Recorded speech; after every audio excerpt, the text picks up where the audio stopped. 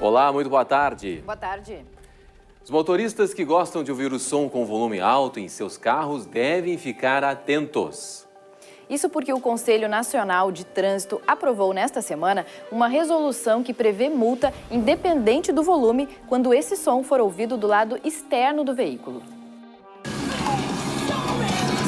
Cenas assim estão com os dias contados. Porque a partir de agora, cenas assim menos barulhentas viraram lei. É que uma norma aprovada pelo Conselho Nacional de Trânsito vai multar em até R$ 128 motoristas que trafegarem com som audível do lado de fora do veículo. A nova norma também dispensa o uso do decibelímetro, o aparelho utilizado para verificar se o volume está dentro do aceitável. Carro andando com som muito alto na rua te incomoda? Me incomoda. Por quê? Perde a atenção no trânsito, né? Tu acaba vendo aquele ruído do teu lado, aquele aquilo te me incomoda muito. Incomoda, né? Por causa que tem muita gente que trabalha cedo, daí fica complicado. Tem que deitar cedo para levantar cedo. Mas nem todo som alto vai ser proibido. O barulho da buzina, do alarme ou do sinalizador de marcha ré continua liberado. A bronca mesmo é com a música dentro do carro. Não gosto de som alto no carro. Sabia que agora que isso dá multa? Eu sempre vi falar que som alto dava multa. O que você acha disso? Não, eu acho que é bem válido mesmo, até porque o som alto ele te tira atenção, né? Concordando ou não, é melhor se acostumar. Em novembro, o valor da multa vai ser reajustado para R$ 195. Só ficam de fora da regra os veículos prestadores de serviço, como aqueles que trabalham com divulgação. Ou seja, quem utiliza o carro apenas para se locomover vai ter que respeitar o espaço alheio. Invade o meu espaço sonoro, o meu espaço auditivo. Eu prefiro que fique num volume que só quem está dentro ouça. Justiça autoriza multa para motorista que não usar farol baixo, com decisão do Tribunal Regional Federal da Primeira Região que negou recurso da Advocacia Geral da União. Os órgãos de trânsito de todo o país estão autorizados a retomar a aplicação de sanções para motoristas que trafegarem por rodovias com o farol desligado nas estradas em que houver sinalização clara. Em ofício emitido pelo Departamento Nacional de Trânsito, a sinalização exigida para que as multas possam ser aplicadas é aquela que permite ao motorista identificar que a via se classifica como rodovia, conforme previsto pelo Código de Trânsito Brasileiro. A Polícia Rodoviária Federal afirma que a maior parte das estradas federais já contam com a sinalização devida e que irá fiscalizar e multar os condutores que andarem com o farol desligado. O governador em exercício, José Paulo Cairoli, vistoriou nesta quinta-feira as obras do CREMA, o contrato de restauração e manutenção de rodovias da região de Erechim, no município de Ibiaçá. Acompanhado dos secretários dos Transportes e de Comunicação, Cairoli percorreu o trecho de 8 quilômetros da rodovia que recebe serviços de manutenção, drenagem e sinalização. O CREMA Erechim vai recuperar ao todo 170 quilômetros de rodovias com investimento de R$ 78 milhões financiados pelo Banco Mundial. A obra teve início em abril de 2016 e cerca de 60 quilômetros já foram concluídos. A duração do programa é de 5 anos. O secretário dos Transportes, Pedro Westphalen, falou sobre futuros contratos. Mais 3 novos cremas estão sendo licitados, já tem ganhador também, o crema Passo Fundo, o crema Palmeiras, o crema Santa Maria, e mais 2 em licitação. Em Porto Alegre, sexta-feira, com sol e muitas nuvens durante o dia, com períodos de céu nublado. A temperatura varia de 13 a 22 graus. No Vale dos Sinos, tempo fechado com algumas aberturas de sol. Em Novo Hamburgo, máxima de 23 graus. No litoral norte, muitas nuvens com curtos períodos de sol. Em Tramandaí, máxima de 21 graus. Apesar da trégua no mau tempo, mais de 800 famílias seguem fora de casa no estado em razão das chuvas dos últimos dias e das cheias dos rios. Em Porto Alegre, as ilhas do Delta do Jacuí apresentaram pontos de alagamento em ruas e residências. Moradores começaram a deixar suas casas e procurar abrigo. Esta manhã, os níveis do Guaíba e do Rio Jacuí tiveram uma elevação mais significativa. No Cais Mauá, equipes da Defesa Civil monitoram a régua de medição que apresentou 2,5 metros acima do normal. A partir de 2,10 metros, já é emitido alerta para o risco de cheia. Em Eldorado do Sul, a cheia no Guaíba já deixa mais de 60 pessoas desabrigadas. Hoje, apesar do sol, a água avançou e muitas famílias precisaram deixar suas casas. Experiências como as enchentes do ano passado mostram que o problema na região é crônico e a situação dos moradores crítica. Ruas alagadas, gente tentando salvar o que pode, ratos flutuando na água que invade as casas. Rotina das chuvas em Eldorado do Sul, na região metropolitana de Porto Alegre. Essa senhora de 92 anos foi tirada de casa em um bote. O cachorro e o papagaio desta outra família também. A gente não tem uma informação se a água está subindo ou está baixando. O que tem que fazer é tirar e ver o que vai acontecer depois. Vai para onde agora? Nós temos outras casas aqui de parentes nossos aqui que nós vamos largar lá. Voluntários usaram tratores para ajudar a remover as famílias que moram mais próximas ao banhado do bairro Cidade Verde. Nós estamos desde a meia-noite tirando pessoas doentes, crianças, animais. Está uma situação, um caos total. As pessoas perdendo tudo que tem. Está muito cheio ali, muita água? Muito cheio, em torno de 1,20 metro e 1,5 metro. As ruas próximas ao banhado são as mais atingidas pela enchente. Toda essa região aqui é uma área de preservação permanente que não deveria ser habitada. Por isso, desde que os primeiros moradores começaram a chegar, já tiveram que conviver com os alagamentos. Seu Antônio e Dona Maria pagam R$ 650 de aluguel e pela segunda vez desde o ano passado perderam vários móveis na enchente. Estou desde as 7 da noite ontem até agora sem dormir, cuidando aqui na avenida, caminhando e a água continua subindo sem parar. Ela não deu uma trégua. Aí, menos mal que parou o vento sul, né? Porque se tivesse ventando ela já estaria lá na entrada de Eldorado. Os moradores dizem que a enchente do ano passado durou mais tempo e atingiu uma altura maior. Mesmo assim, tem medo de que a tragédia se repita. Desde a tarde de ontem, o nível do rio Jacuí subiu 70 centímetros na região. Tudo cheio d'água. Conseguiu salvar tudo? Um pouco. Perdeu alguma coisa? Vou ver só depois o que sobrou. A do ano passado foi bem maior, mas do jeito que está indo essa pode ser até maior que a outra. Nós não sabemos até que ponto essa ascensão de água vai permanecer. A gente está monitorando a vazão dos rios lá em cima, de Triunfo e mais acima. E está notando que Triunfo já está subindo, mas lá de Cachoeira para cima já está baixando um pouco. Ou seja, é um alento para daqui a um dia. Os moradores cobram a construção de um dique para a contenção das cheias. Os estudos estão sendo feitos pela Metroplan. Nós temos uma esperança desse dia que um dia ser concretizado, porque senão o sofrimento do povo vai continuar por muitos anos, cada enchente que vem. É isso aí, né? Então a gente tem uma esperança. Até agora as autoridades não fizeram nada. A Prefeitura de Eldorado do Sul prepara decreto de emergência para ajudar os atingidos pela enchente. A enchente do Rio Caí já diminuiu bastante nesta manhã, mas muitos pontos continuam alagados em Montenegro. A previsão do tempo para o fim de semana preocupa os moradores da região. A reportagem é da TV Cultura do Vale.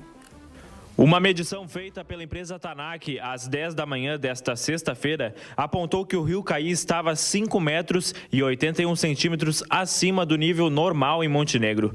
A previsão é que esse número continue baixando de 2 a 3 centímetros por hora. Mesmo assim, muitos moradores continuam ilhados. Para outros, o momento é de limpeza e reparação dos danos. Foi grande, foi bem grande, mas saiu tudo em ordem, né? Não entrou dentro de casa, nem nada, né? Essa enchente foi uma das maiores dos últimos anos, né? Eu acho que atingiu na minha casa ali, como eu tenho essa casa já há mais de 40 anos, nunca entrou enchente dentro da casa, mas no pátio nós tínhamos mais ou menos 1 metro de água de profundidade. E a gente ficou sem luz, felizmente foi só por uma noite, né, e uma parte do dia. e daí retornou, porque é muito difícil ficar numa enchente, ilhado, sem condições de sair de casa, sem luz e praticamente sem nada, porque tu fica totalmente isolado. Com o recuo do rio Caí, equipes da S-Sul trabalham para restabelecer a energia em áreas não mais afetadas pela cheia. A previsão do tempo em Montenegro marca sol no sábado e chuva no domingo e na próxima semana. Portanto, a população continua atenta no tempo e no rio. O retorno do sol no Vale do Taquari levou esperança de voltar para casa para cerca de 260 famílias atingidas pela cheia do rio nesta semana. Em Lajeado, 60 famílias foram para os abrigos no bairro São Cristóvão e no bairro Montanha.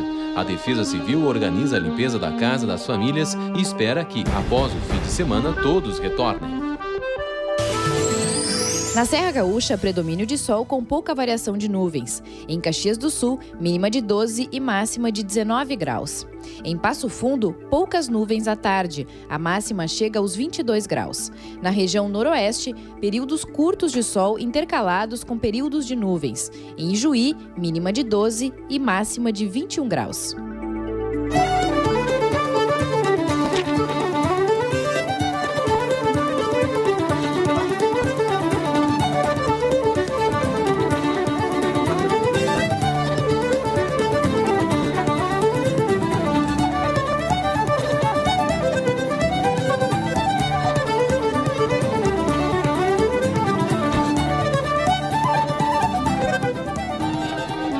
Veja daqui a pouco, a Argentina volta a barrar a importação de calçados brasileiros. E em instantes, Fenatrigo movimenta a região noroeste do estado com debates de diversos segmentos do agronegócio.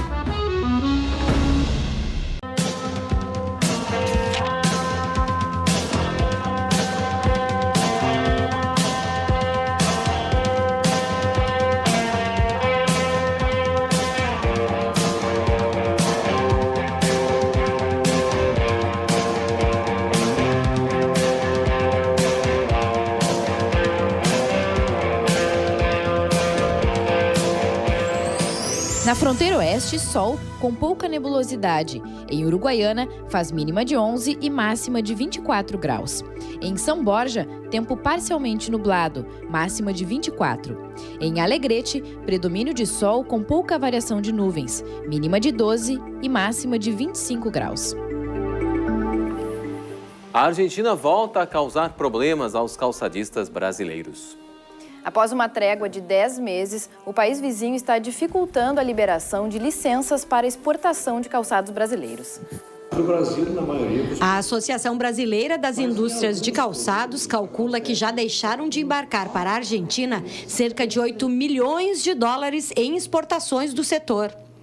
Pela regra da Organização Mundial de Comércio, o país importador, no caso a Argentina, tem até 60 dias para conceder a licença para a entrada de produtos estrangeiros. Mas isso não está acontecendo. Algumas remessas brasileiras aguardam há mais de 120 dias pela concessão. Os negócios já foram fechados, mas o produto brasileiro não consegue entrar na Argentina.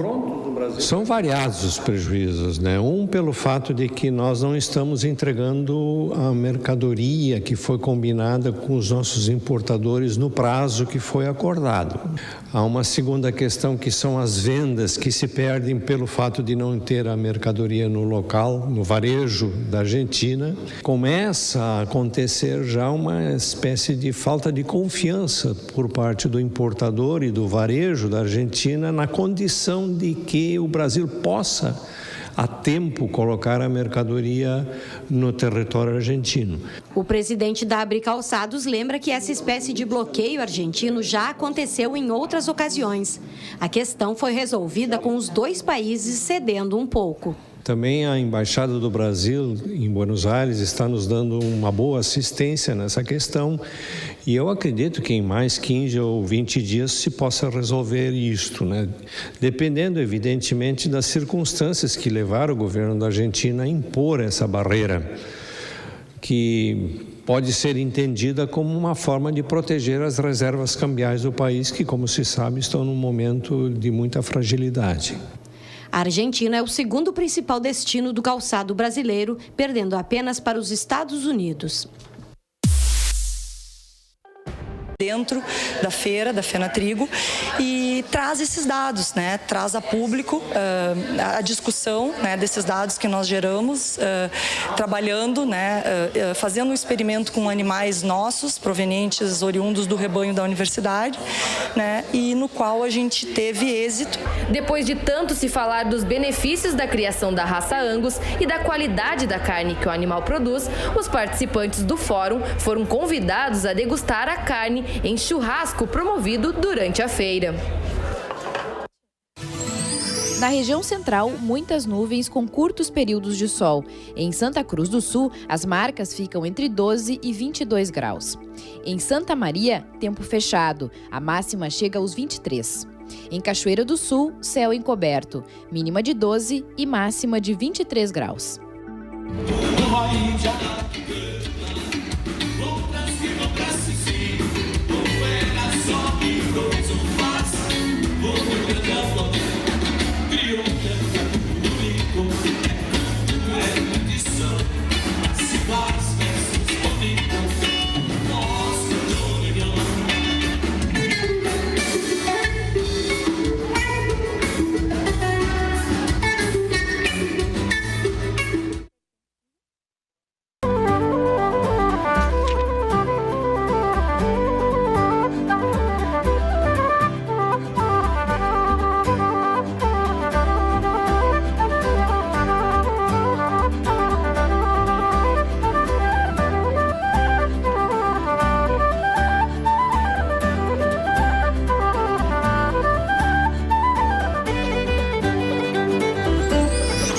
Campanha, sol com muitas nuvens e períodos de céu nublado.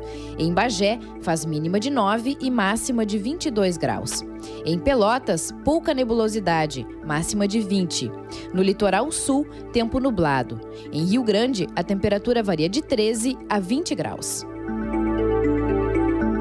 Há 9 anos, 4 músicos argentinos reunidos numa praia uruguaia, que cenário, decidiram formar um grupo de música latina. Surgia assim a Onda Vaga, que durante esse tempo já passou por toda a América Latina, também pela Europa. Pois essa latinidade toda do conjunto vai estar aqui em Porto Alegre neste final de semana, em apresentação única no Bar Opinião. Quem vai falar mais pra gente sobre esse show é a Liz de Bortoli, da FM Cultura, apresentadora lá da FM Cultura. Tudo bem, Liz? Tranquilo? Tudo bom, Marcelo? Boa tarde a todos. Pois então, como você falou, meu destaque da agenda cultural desse final de semana é o show da banda uruguaio-argentina Onda Vaga, que acontece neste domingo, dia 23, a partir das 8 horas da noite, no Opinião, e terá a abertura da banda caxiense Cuscubaio, numa efervescência de latinidades. A banda Onda Vaga teve início em 2007 e se formou no Cabo Polônio, no Uruguai, sendo a maioria de seus integrantes argentinos das antigas bandas Doris e Michel Mike. Tiveram seu primeiro disco intitulado Fuerte y Caliente, lançado no ano seguinte, disco esse independente e citado pela Rolling Stone como disco do ano. No ano seguinte, foram convidados por Manu Chao para abrir seus shows em Buenos Aires, se apresentando para 30 mil pessoas. Sucesso foi certo e a banda fez turnê pela Europa e teve altíssima aceitação do público, com uma mistura de rock, reggae, música latina como a cúmbia, a rumba e o tango. Onda Vaga lançou ainda outros 2 discos, Espírito Salvaje em 2010 e Magma Elemental em 2013. Esse último teve participação de Moreno Veloso. Aliás, a banda revelou em entrevista que gosta e se inspira muito na nossa música, tendo como referência artistas como Caetano Veloso, Tom Zé, Mutantes, Secos e Molhados, entre outros. Também com muita influência da psicodelia e do indie, a banda promete lançar um disco ainda no fim deste ano. Diferente dos anteriores, o disco terá acréscimo de elementos da música africana, sintetizadores e ainda instrumentos andinos numa grande experimentação. Bacana, né? Então, confiram o show, que ainda tem ingressos disponíveis entre R$60 e R$120, tendo a possibilidade de valor reduzido com a doação de agasalhos ou alimentos não perecíveis. Tá imperdível. Vale para quem já é fã e para quem ainda não conhece o trabalho do grupo, que se apresentou aqui na cidade no ano passado, dentro da programação do festival El Mapa de Todos. Por hoje é isso, então. Tenham todos um ótimo final de semana e a gente ainda se encontra pelas ondas sonoras da 107.7. Maravilha. Obrigado, Liz. Obrigada, Marcelo. Lembra se puder, se não der esqueça, de algum jeito vai passar. Lembra se puder, esqueça, de algum jeito vai passar. Encerra hoje aqui na capital a 4ª edição do Fórum de Gestão e Inovação do Consórcio das Universidades Comunitárias Gaúchas. Quem traz mais informações sobre o evento é a nossa parceira TV Fevale. 2 dias cheios de atividades e com convidados experientes na área da inovação marcaram o 4º ano do Fórum. O evento ocorreu no IPA, Centro Universitário Metodista de Porto Alegre. Como iniciativas inovadoras devem estar presentes nas empresas, nas universidades, nos parques tecnológicos.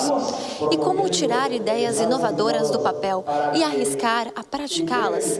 Responder a estas e outras perguntas é o principal objetivo desta 4ª edição do Fórum.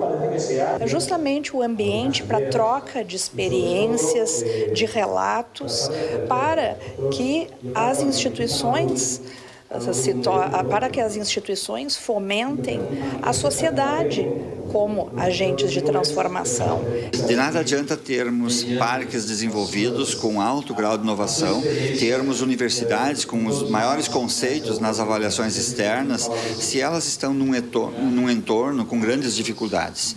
A questão é discutir e trabalhar em cima dessas nossas características, que é fazer educação com foco. Qual? Que é o desenvolvimento do nosso entorno. Dançar também pode ser uma ótima maneira de conhecer melhor um lugar. É isso que estudantes intercambistas da Universidade de Passo Fundo estão fazendo para se aproximar das culturas brasileira e gaúcha. E a reportagem da UPF TV, nossa parceira na região norte do estado, nos mostra uma aula no ritmo do sertanejo.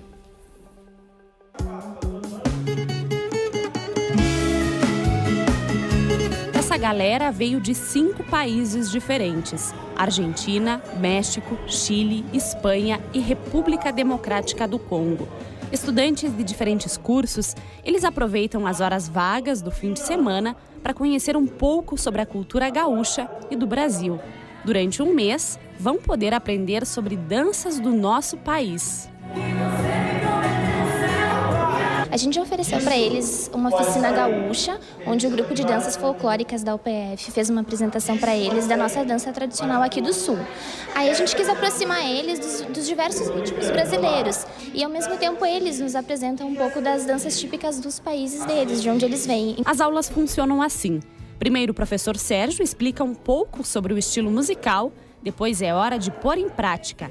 Essa é a segunda aula e o ritmo é o sertanejo. A ideia surgiu dessa troca de cultura, a gente poder proporcionar um pouquinho a cultura do Brasil, não só o idioma, não só essas coisas que eles já vão ter contato no dia a dia, mas eles poderem também conhecer um pouquinho da cultura do Brasil. Lisbeth é estudante de enfermagem e dá aula de zumba lá no México. E ela quer ensinar todos os passos que está aprendendo aqui para os seus alunos. Lá no México não temos este tipo de dança, então quando uno viene para Brasil é muito importante porque leva toda a cultura de aqui, de lo que dançam, dos diferentes ritmos que tem. Acho que para eles vai acrescentar muito nessa bagagem deles poderem ver e eles vão vivenciar essa cultura, vão aprender, vão dançar, vão trocar. Não vou mais atrás de você, eu não vou mais, não vou mais, não vou mais.